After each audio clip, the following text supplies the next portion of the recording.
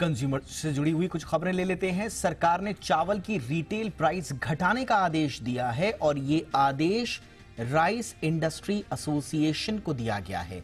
खाद्य मंत्री का कहना है कि एफसीआई के पास चावल का पर्याप्त स्टॉक मौजूद है। आपको बताएं कि चावल की कीमतें लगातार बढ़ रही थी, जिसके बाद सरकार ने चावल के एक्सपोर्ट पर बैन लगा दिया था। इस खबर पर और डिटेल के साथ मेरे सहयोगी अमरीश पांडे जुड़ रहे हैं।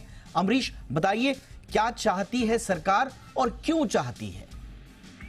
देखिए दीपक, लगातार सरकार महंगाई को लेकर एक्शन कर रही है। कई सोर्सेस से, कई लोकेशन से प्राइसेस पे मॉनिटरिंग कर रही है और इस मॉनिटरिंग के दौरान ही सरकार को ये पता चला कि देश में चावल का पर्याप्त स्टॉक होने के बावजूद कई जगहों पर कीमतें बढ़ रही हैं। लिहाजा सरकार ने अपने स्तर पर कई सारे एक्शन लिए थे, जैसे कि स्टॉक लिमिट लगाना, एक्सपोर्ट पर पाबंदी लगाना, बासमती के एक्सपोर्ट पर एमईपी लगाना, इवन एफसीआई के गोदाम से ओएमएसएस के जरिए सरकार गेहूं और चावल जारी भी कर रही थी और बड़ी मात्रा में ये स्टॉक रिलीज भी किए गए। बावजूद उसकी कमी नहीं देखी गई। आज फूड सेक्रेटरी की अध्यक्षता में खाद्य मंत्रालय ने एक बड़ी बैठक बुलाई थी, जिसमें कि इंडस्ट्री और प्रोसेसिंग इंडस्ट्री के सारे लोग थे, एसोसिएशन के लोग थे, और उनसे साफ शब्दों में ये कहा है कि ये जानबूझकर की गई मुनाफा वसूली है और इसको तत्काल प्रभाव से बंद किए जाने की जरूरत है। क्योंकि जो मॉनिटरिंग में निकल कर आया है वो ये है कि चावल का पर्याप्त स्टॉक है, बावजूद इसके रिटेल में कीमतें बढ़ाई गई हैं।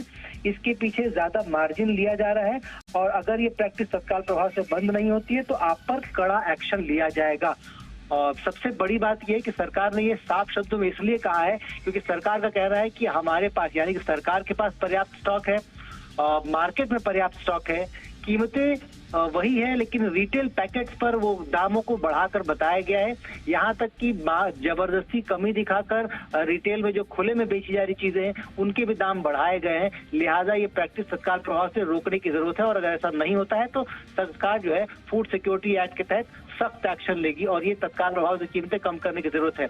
जो हमें जानकारी एसोसिएशन की तरफ से मिली है, उनका कहना है कि जो नया माल रिलीज होगा उस पर तो कम कीमतें हो जाएंगी, लेकिन बाकी रिटेल की कीमतें लास्ट माइल तक पहुंचने में अगले 1.5 से 2 दिन लग सकते हैं। यानी कि अच्छी खबर है, लोगों को आने वाले दिनों में चावल की कीमतों में राहत देखने को मिलेगी और ये राहत लगभग 15 से 28 रुपए तक हो सकती है। दीपक, अरे वाह, 15 से 28 रुपए तक सस्ता हो सकता है चावल। 1 से 1.5 दिन का समय लगेगा। मेरा ख्याल है इंप्लीमेंटेशन में ये कोई बहुत बड़ा समय नहीं है। तो जैसा अमरीश बता रहे हैं, तो चावल के दामों में अब फेस्टिव सीजन आप कह लीजिए, ये पूरा का पूरा